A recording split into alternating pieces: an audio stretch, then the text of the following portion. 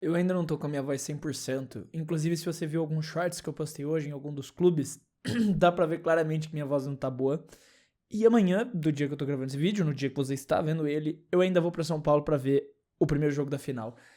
Eu não sei como que eu vou fazer e se minha voz vai aguentar. Pelo menos eu já deixei pré-gravado, sabe, uns shorts até pelo menos sábado. Já tá gravado tudo. Eu só preciso me editar eles depois tudo certinho. Porque eu não sei se eu vou ter voz depois de nada disso, tá? Eu não tenho certeza se eu vou ter voz. Mas pelo menos depois disso acaba as loucuras, né? Eu volto a poder ficar só em casa e focar 100% em produzir conteúdo. E também, obviamente, eu na semana do Natal vou tirar uma semana de férias, mas eu vou deixar conteúdo adiantado. Claro, não vou deixar sem conteúdo. Vai estar saindo conteúdo em todas as plataformas do conglomerado Fred de comunicação, vocês não precisam se preocupar. Só que eu vou talvez diminuir um pouco o ritmo, né? Porque eu vou aproveitar e tirar essa semana de Natal, Ano Novo, né? Pra dar uma descansada e tal. Só que nem vai ser uma descansada tão grande, porque a gente vai ter a Copa Africana de Nações. Inclusive vai ter um vídeo mais tarde hoje falando sobre a Copa Africana de Nações. E antes da gente ir pro tema, que eu sei que é o que vocês querem ver, eu só tô passando por alguns anúncios que eu preciso falar, né? Vai ter Copa, porque eu falei, né? Vai ter Copa Africana de Nações, que vai começar em dezembro e terminar em janeiro, então eu vou fazer alguns vídeos falando sobre aqui, e obviamente no Clube do Fute, mas também não vamos ter live porque eu vou estar em São Paulo pro jogo do Corinthians. Então esta quarta não tem live porque eu vou estar em São Paulo pro jogo do Corinthians, é só por esse motivo. Na outra quarta, calma, outra quarta não é o Natal ainda não, né? Outra quarta é a véspera de Natal, então talvez a gente tenha uma live especial de véspera de Natal, vou confirmar. Eu vou tentar fazer, mas eu não confirmo ainda, mas provavelmente a gente faz uma live especial de véspera de Natal. Dito isso, o motivo pelo qual vocês clicaram para assistir este vídeo, que é a possibilidade do nosso mano Christian Chifres estar voltando para a Fórmula 1, desta vez não, né, a outra vez que a gente comentou sobre esse assunto foi com o Alpine já, a última vez que a gente teve esta conversa aqui neste canal era sobre a possibilidade dele se juntar ao Briatore ali e o Bernie Ecclestone e os três juntos ali fazerem uma compra conjunta da Alpine.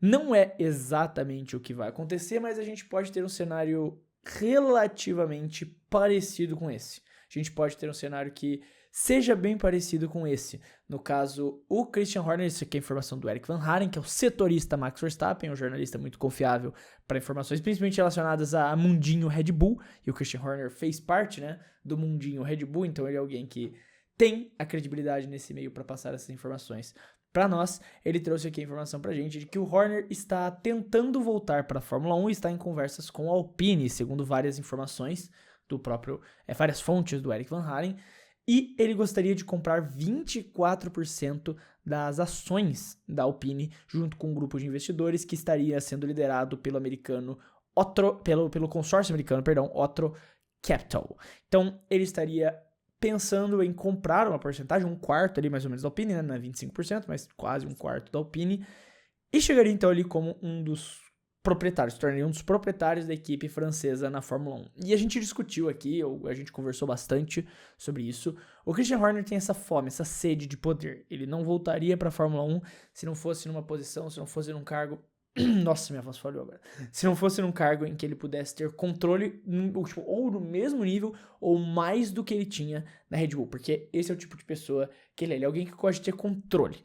Recentemente ele se envolveu em algumas polêmicas, eu até fiz um shorts disso no Clube da F1, em que eu discutia sobre a questão do Helmut Marko estar acusando o Christian Horner de todas essas falas polêmicas, pelo menos a maioria das falas polêmicas que o Helmut Marko falou, né, sobre a questão lá do Pérez, né, por ele ser mexicano ele não consegue se concentrar tanto quanto um holandês, ou de que os motores da Red Bull não estariam tão bem, os motores da Red Bull Ford não estariam tão bem, que tudo isso foi fabricado pelo Christian Horner, porque ele gostaria de ter mais poder. O Helmut Marko era alguém que tinha também muito poder dentro da Red Bull, e o Christian Horner não gostava disso, queria ter todo o poder para ele. E quando eles conseguiram provar isso pro braço tailandês, né, da Red Bull, que era quem defendia o Christian Horner, eles finalmente perceberam, né, o investidor, né, tailandês, que era dono, um dos donos, né, da Red Bull ali, no grupo todo ali de acionistas majoritários, que ainda defendia o Christian Horner, percebeu quem ele era e teria demitido. Isso, claro, quem disse foi o Helmut Marko, não tem como a gente provar. Até porque o Helmut Marko, assim, ele tem essa fama de falar, né, merda. Então, Pode ser que seja verdade, pode ser que tudo isso aí que o Helmut Marko veio falando nesses últimos anos foi plantado pelo próprio Christian Horner. Eu vi muita gente vindo nos comentários dos vídeos falando, cara, como assim? Como uma mídia internacional tem coragem de postar uma coisa dessas? Cara, galera, política é tudo, em qualquer lugar. No esporte, política é presente pra caralho. Isso é boas relações. Uma mão lava a outra, você dá uma informação e recebe outra. Então você planta uma informação pro Christian Horner e ele te dá um furo de reportagem para você ganhar pontos dentro do seu jornal. É assim que funciona o mundo. É assim que vem essas fontes. Assim, por exemplo, o Van Haren, ele tem os contatos e as informações que o Van Haren traz geralmente são boas, são confiáveis, são informações que realmente condizem com a verdade. Mas a gente não sabe quem são as fontes dele, de onde ele tá tirando isso. A gente não sabe o que ele está fazendo para conseguir essas fontes, como qualquer bom jornalista. Ou péssimo jornalista também, como era o caso desses aí que tinham os contatos com o Christian Horner e postavam essas coisas.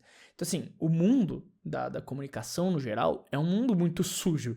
Não deixa de ser. É uma questão, uma mão lava a outra. Eu te dou um furo falso e você me ajuda, me beneficia com esse furo falso postando ele, e ao mesmo tempo eu te dou um furo positivo pra você ganhar alguma coisa. Como vocês acham que Fabrício Romano do futebol é tão grande do jeito que ele é? Pra você que não conhece o mundo do futebol, Fabrício Romano é o maior jornalista de futebol do mundo. Ele sempre sabe todas as transferências. Só que tem que ficar contando as transferências que ele erra. Todas as transferências que ele não acerta. Ninguém fala delas, o pessoal fala das que ele acerta, porque ele realmente acerta muito. Só que todas essas que ele erra são exatamente essas informações. É a gente que paga pra ele pra falar, jogador X tem interesse do Barcelona, pra que o outro time que tava negociando com ele fala, opa, eu preciso aumentar a proposta pra esse cara pra não perder ele pro Barcelona. Então assim, é assim que funciona o mundo dos jornalistas, principalmente esses jornalistas globais, internacionais. É uma questão de você vem trocar uma informação pra ganhar um furo de verdade. Então, isso acontece muito. Então, eu não duvidaria que fosse verdade essa questão do Christian Horner e prova ainda mais essa questão de que ele é uma pessoa que precisa que tem essa necessidade de poder dentro da equipe. Explicaria muito o porquê ele entraria na Alpine com esse 24%. E, cara, eu não sei de verdade como seria a questão de controle dentro da equipe, até porque você tem uma equipe com Flávio Briatore, e é outra pessoa que gosta muito de ter controle e poder dentro de uma equipe, então eu não sei como que isso estaria acontecendo ali internamente, isso tem que ser tomado cuidado. Claro que eles supostamente têm uma boa relação e tudo certo, mas quando você tá falando de briga de cachorro grande ali, eles podem se aturar por um tempo. Mas se começar a ter, assim, conflitos ali em questão principalmente de poder e quem toma a decisão final, isso pode dar problema.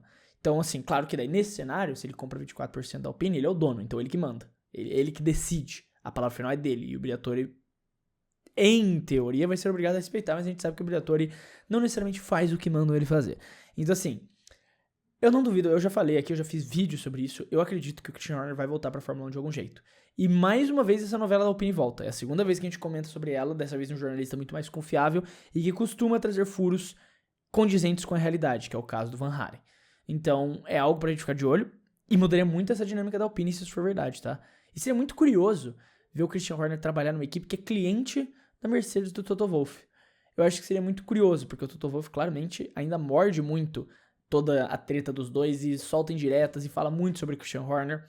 Então, seria muito interessante ver o Christian Horner trabalhar em uma equipe que é cliente da equipe do Toto Wolff. Mas é uma notícia vinda de um jornalista confiável que a gente deve ficar de olho sim nos próximos meses, né? Semanas é muito pouco. Meses, isso aí, talvez anos, pra gente ter alguma noção.